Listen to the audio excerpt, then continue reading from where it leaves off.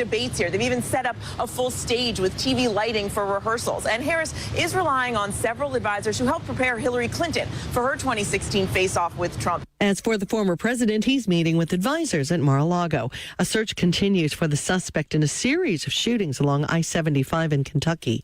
Britain's Princess of Wales says she's finished 9 months of preventative chemotherapy. The 42-year-old former Kate Middleton says her focus is now on staying cancer-free, but she looks forward to doing some public engagements.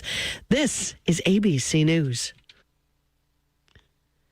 Former Venezuelan presidential candidate Edmundo Gonzalez has fled the country after a deal is struck with the Maduro government.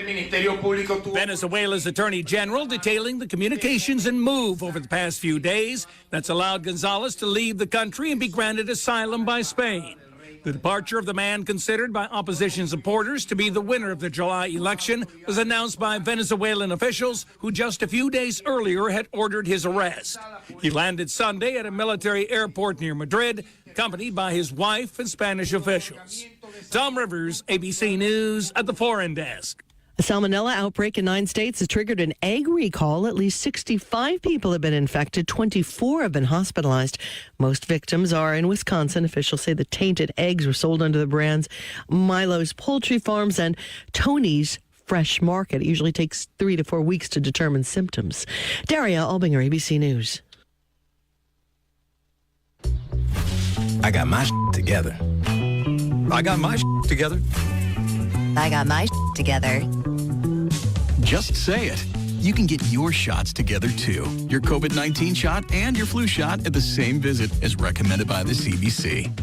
I got my shots together. Ask your healthcare provider about getting this season's COVID-19 shot when getting your flu shot if you're due for both. Are you getting your together? Sponsored by Pfizer. Mira, Jorge, let's bring the nail gun over here. Jose stands tall atop his sustainable flooring company. Totally. It's renewable and moisture resistant, but we have several green options too. Or we got some beautiful reclaimed oak. But floored by his success, he needs to hire more installers. I need Indeed. Indeed you do. Put our matching platform to work so you can spend less time searching and more time connecting with talented candidates. Visit Indeed.com/credit and get $75 towards your first sponsored job. Terms and conditions apply. Your ABC News weather forecast brought to you this hour by Willard Starchers. It's summertime, summertime, summertime, summertime, summertime, summertime. It's summertime, and you just blew a hydraulic hose on your tractor. Your hay is down, and the rain is coming. What do? Call Willard Starchers. They can repair or make you a new hose to get you back on the job quickly. Willard Starchers has belts for your mower, batteries, small engine, and ATV parts. They even keep 5-gallon buckets of hydraulic fluids, too. When you need parts for repairs, who you going to call? Willard Starchers. Dial 927-2520. Open 7 days a week. It's summertime, summertime, some. 104.7 Mountain Country Weather. Taking a look at your Mountain Country AccuWeather forecast for today. Sunny skies with a high near 80 degrees. Tonight, clearing skies with a low down near 47. Mainly sunny on Tuesday with a high near 85. Mainly sunny once again on Wednesday, a high near 90. Thursday, partly to mostly cloudy with a high of 88. Friday night football weather, cloudy with afternoon rain showers, a high of 83. Currently on the hill, it is 72. That's a look at your weather forecast brought to you by Willard C. Starcher Auto Parts. Today's best country and all-time favorites. Mountain Country 104.7. And good afternoon. Welcome into the studio. You hear my voice, you know what that means. We've got special guests live in studio. This is Drew filling in for just a minute. I'm going to let George Allen take over here at about 20. But before that, I've got some guys to talk to. Well, at the moment, I have one guy to talk to. We've been going with this continuing series on the FEMA and SBA mobile unit that is located in downtown Spencer, just past the Armory building and just short of the Spencer Roan Volunteer Fire Department. Talking with Trey Paul, and eventually Jim Accurso will be in studio with us. Trey, right before we came on, before we get on board with this whole deal about what we're talking about, let's talk business. You said that you are pretty sure you just saw your first ever bear. Well, first ever bear here in West Virginia. I can't be certain. It was on 119, right past the Elk Trail, and from a distance, I thought, "Is that a dog?" But it was like too. It was too. I don't know how to explain it. It was too big to be a dog, but it was almost too lean to be a bear. If it was a bear, here's why I think it was a bear. Because it was moseying across the road, and then it was kind of mountainous on the other side. So there's a home on the right, and then it went across, and then the way it leapt up into the mountains, that indicated that it was probably a bear, because no dog would just jump up and climb a rock like that did and disappear into the woods, right? I believe you're correct with this, and here's the reason I already think it may have been that. Regardless of anything else, there have been a lot, and I mean a lot, of bear sightings over the last 3 months in Roane County. They're moving a lot. For some reason, they're on the move. Maybe drought conditions have caused them to be a little more mobile, whatever it may be. Just a couple of months ago in our local paper, somebody got a shot of a bear running across our brand new Ruby Bradley Bridge to try to find some area to go. Was it a portly bear, or was it lean? This was not a portly bear. This was kind of a younger bear, I think. And then I just saw a recent friend of mine who had a trail cam just a couple of nights ago, caught a bear on that, and there's a lot of those things happening. So I gotta say, you probably saw your first West Virginia black bear. It's got to be, and I'm no stranger to black bears either, because in Carolina Forest area of Myrtle Beach, they inhabit there quite often, and we see a lot of that on the Ring cameras and all that stuff. So yeah, so I think it was a black bear. I'll keep you posted. A lot of deer out there too, because it's rutting. So I mean, my goodness, I saw 4 the last time I was here on the way back, and one day I think the heat had a lot to do with that too. So insurance companies absolutely hate being in West Virginia at this time of year, and they're not afraid either. They'll stop, they'll take their time, and that bear too. He looked like he was he's a little bit friendly. I heard those are the friendliest of the bears, but I wouldn't play with them. Quick funny story: I actually hit a bear. Yes, coming home from a high school football playoff game in Bluefield, West Virginia. It was like 2 o'clock in the morning. We're cresting the hill over on 16, right where Carpenter's General Store is. You guys don't know where that is, but I do, and the people who are listening do. I got to the backside, and a bear jumped out. He caught the side of the vehicle. He rolled. He got up, shook his head, and took off. Hit a bear. This has been about 10 years ago now, but that was also a story in our local paper. So Jim just walked in, and Jim's like, what in the world are we talking about here? Hey, I got to ask you, do you have, are there cougars or... it might have been a cougar. Because when I was coming down 33 the other night, something ran across the road damn fast, and it was like a dark...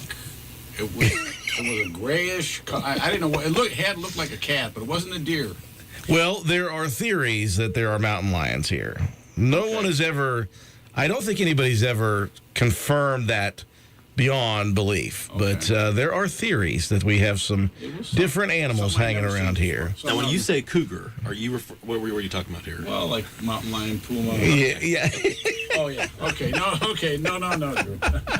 So we got on the topic because Trey said he thought he saw a bear on the way in. So, and I agree that there's been a lot of bear sightings recently. So they're on the move, and as I said, they may be on the move because of the drought conditions. They can't be stagnant right now. They're looking for food, water, places like that. So that's my segue. Jim could talk about drought. Jim's got drought information. Okay.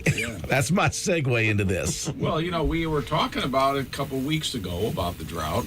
Now, the SBA is now offering drought relief loans, to businesses that are part of a farm operation. Yes. So the loans that we offer are in accord with what the Farm Service Agency and the USDA is offering. So if there's any farmers out there that are needing some relief, call your USDA office, see what they can help you with, because their programs are a little more substantial than what we offer, but we also have our economic injury disaster loans with a 9-month term. I think the deadline is going to be in April to apply. And same type of loans as we offered before, $2 million limit, deferred for a year, interest-free.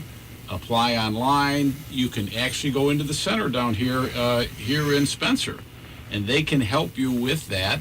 Although that center and our other centers that are in Kanawha County and in Boone County are not specifically set up for that loan program. The folks can help you. So come on in and talk to us. Yeah, one thing I do know about our area with that USDA is they've always worked well with the farmers in this area. So when you say that, the farmers should understand, or people that know the farmers should understand, hey, get a hold of your local representative. Go ahead and get that process started because it has been really, really difficult for them. So, yeah, USDA first, and then work from that moment to there. Now, that doesn't have anything to do with the mobile unit. I don't want people coming and influxing you guys asking about the drought. This mobile unit is set up specifically to deal with the flooding from April 11th and 12th.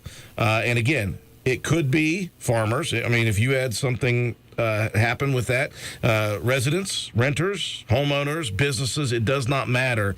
Trey, Paul, Jim Accurso are here. Trey representing FEMA and Jim representing the SBA. They both offer different types of things that can help you out, but they're both financially reasoned. Absolutely. You guys are here to provide financial help. That's it, and it's a one-stop shop, too. When you visit that mobile unit, you can talk to someone from SBA, you can talk to someone from FEMA. New today, we have approved more than $2 million for disaster assistance funds, so that's for this disaster, April 11th through the 12th. And I've been there at that disaster unit all morning long, and we're still seeing a steady flow of survivors coming in weekly. I just talked to a survivor this morning who came in trying to get assistance for a family member, and we're still there, happy to work with you and talk to you. But yeah, please, the new registration deadline, if you were impacted by those storms April 11th and 12th, is now November 2nd, and there are 4 different ways you can get in touch with FEMA. But I would really encourage everyone, if you want to talk to a person, if I don't like talking to robots or talking to whatever, come in and talk to us, take us up on it, because only 2 disaster recovery centers are left open for this disaster. One's in Boone County and one's in Roane County. So, and because of the number of people who were impacted here, that's why we decided to keep that open and stay. Yeah. So take us up on it. Stop in. We're open, from 8 a.m. until 6 p.m. Monday through Saturday. If you can't stop in, you can always give us a call. That's 1-800-621-3362.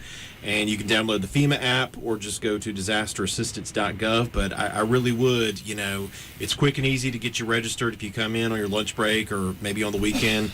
But we'll stay and talk to you as long as we're needed. Well, I do like the reason that you guys are open until 6 p.m. because that does provide some of the people who maybe work out of town and it may not be getting in till 5:15, 5:30. They can run in and they can get at least the process started. They can ask a question and they can find out, okay, well, I need to schedule a time to come back here and talk to you guys. And you got a couple of months at this point for the registration deadline. That's something that, of course, the last time we spoke, you guys finally got the confirmation that that September 3rd deadline has been bumped back to November 2nd. Now, that doesn't mean the both of you guys are going to be here till November 2nd. In fact, I was just talking to Trey. He said he might be heading up to Pennsylvania soon. Well, I thought I would get that disaster declaration this weekend, but it didn't come through. So, I might be back here next Monday. I might not. It doesn't sound like I will, but you never know. I mean, I've been here for now, it's 105 days since May 25th. So, yeah, it's been a while. And I've been, it's been a pleasure coming on your show and talking to you and letting survivors know. I mean, I talked to our disaster recovery center manager today, and I said, so when they come in, one of the things we ask, well, how did you hear about us? And he'll oftentimes say the radio. And I knew it had to be WVRC. It had to be. Yeah. So, again, big thank you to you, Drew. I'll talk with Trey, Paul, and Jim Accurso. And, Jim, you may be a lone wolf next week. That's possible. That's the nature of the beast, though, with you guys. I'm actually heading out Friday. Are you heading out Friday? Am I going to be without? This is a sad day, possibly. Here I was talking about bear recovery and fun, and these guys come lay it on me. So you are done Friday here? Well, I've got some leave I got to take and a little bit of a medical situation I got to take care of back at home. The talk is I'm coming back. So. Okay, so there's a possibility to reschedule. I'll come back and catch Paul here with y'all. Yeah. I'll tell you what, that's the best time. If you're in Pennsylvania, you're still going to catch some really good views. It's northern Pennsylvania. What do you know about northern? Well, as long as it's northeastern and not over on the west side. If it's eastern, you're still going to catch a lot of good leaves and a lot of good views because that Appalachian Mountain Range, that's always really good. But so you're leaving Friday for a bit. Right, but we just crossed the $100,000 mark. So that's huge. Yes, for us it is. And again, folks have a couple more months. And there's that other declaration. We're both here for. There was a couple of sets of storms that hit. Although those deadlines have passed, we're still encouraging folks to come on in and talk to us if they had a loss. With a valid reason, we will consider that, and we will put their application forward. And for that first declaration, we have topped we've topped 709,000. So we are continuing to get folks to come in, and again, they can apply, they can be awarded the loan, but they don't have to necessarily take it. Again, they've got 60 days to decide if they're going to take it, and there's no obligation. So, we want to help them with damage to their home, damage to the contents of the home, the business, economic loss, and we can help with mitigation. So if you put in place a measure to keep a disaster from happening down the line, you can tack that onto your loan amount, and you have up to 2 years to do that too. So again, with the weather changing and climate change and just, the fact that these storms, they rain out more, they're a little more intense than they were. We want to help folks put those measures in place. Well, again, we're talking with Trey Paul and Jim Accurso. It's very rare that I've ever seen two people come into a community and say, hey, we're here to give you guys money. We're here to help you and give you money to help you. And so that's why you guys have been here. That's why the mobile unit has been here for as long as it has. And you mentioned Boone County, of course, they just got added a couple weeks ago to this whole deal. So they've got a mobile unit available. And this one right now is open. And if you guys are still seeing people come in, that's a good thing. That's a sign that people are getting the information, and they need to get that information, and they need to just come down. Roane County people are Roane County people, and they don't like to talk to people they don't know on the phone. They'd rather see you face to face and find out what's going on, and so that's why you guys have all been there. Yeah, so word of mouth. Let your friends know. You're standing in line at the grocery store. You're standing in line to get a bite to eat. Let your friends know. Hey, I understand. You might have taken a tree on your car or whatever, had some damage or some roof damage. And again, with our loans, if you've already paid off that damage and you're going to be carrying that at a higher interest rate, look at our loan for 4% or less to pay off that other, and then, like I say, you don't have to start paying us back for it till month 13. Yeah. So that's a huge deal. Now, on the side where you said you just got $200,000 added to something, $2 million for $2 million added. Now, $2 million. What does that do for you guys as far as what you can provide Roane County? Well, so what I'll say is that means we've approved $2 million. We've handed out $2 million to survivors. The people have taken us up on us being here. And to your point, Drew, the people in Roane, they are taking us up on taking advantage of, stopping by and talking to someone face to face. Our friends in Boone County, that seems to be the opposite. So if you are listening and you know anyone, friends and family in Boone County, let them know that there is a disaster recovery center there too, because the folks in Roane, they are listening. And one thing about FEMA too, I want to let folks know, this is for renters and this is for homeowners. This is for people with insurance. This is for people without insurance. So if you are renting and your home flooded, whatever, flooding seems to be the big issue here, like we talked about before with Spring Creek, I believe. Come by and talk to us. And also the storms from April 2nd through the 6th too. That hasn't officially closed. If you are dealing with any impacts from those, you can also talk to someone at FEMA or SBA about that as well. Well, that's what we keep saying. Just show up, guys. Just if you have any thoughts at all that something that happened between the 2nd and 6th or the 11th and 12th happened to you, just go down there and just walk up to the tables and say, can I get somebody to help me? And then start the process. It's very simple. You guys are very welcoming. You're able to talk to these people, so I hope people do take full advantage of that. One last thing, Drew, on our end, I do want to say that even though, when you get to the end of a disaster declaration, again, we come in for, that period of time, the 2 months or if there's an extension longer than that. But once we move on to another disaster and pull up stakes, if you've got any questions, do come to us as a resource to see if we can maybe connect you with someone in the state or in the county. Maybe there's another funding source. Maybe there's a grant program. Maybe there's something. Let us be that conduit for you to help you through, So we like to call it our whole of community. We're here to help going forward. We're not, we may physically not be here, but we're still here. We've got the local SBA offices in the state. In fact, they helped us last week with that economic injury disaster loan webinar. We had 24 attendees. We had over 240 people look at the information on the website. So for us, that's a win. It was great for the local office to help us with that. You've also got your SBDCs at the community colleges and the universities around. So, there's a lot of resources for folks, and that's Trey and my job is to get the information out that we're from the government. We're here to help. I love the sound of that one. Yeah. If people know, they know. If they don't know, then they've just missed out. That's hilarious. Well, I'll tell you what, Trey, Paul, Jim Accurso, I do hope to see you guys again. If I don't, it's been an absolute treat for us here at WVRC. You guys have been so giving of your time to get this information out to our county, and it's worked, and that's a good thing. That helps Roane County, and that's what we're all about, is trying to help our counties out. Trey, if I don't see you again, I'll see you. I'll keep in touch. Jim, if I don't see you in the next couple months, keep in touch with us as well. We will. Absolutely. Drew, you've been great. Absolutely. Trey, Paul, and Jim Accurso, thank you all so much. Thank you, Drew. On Saturday, huh? Yes, go Mountaineers. Yeah. We're going to send it back to music, and I'm going to give George his chair back. But I tell you what, folks, one more time, go down there and visit the mobile unit and let them know that you need assistance.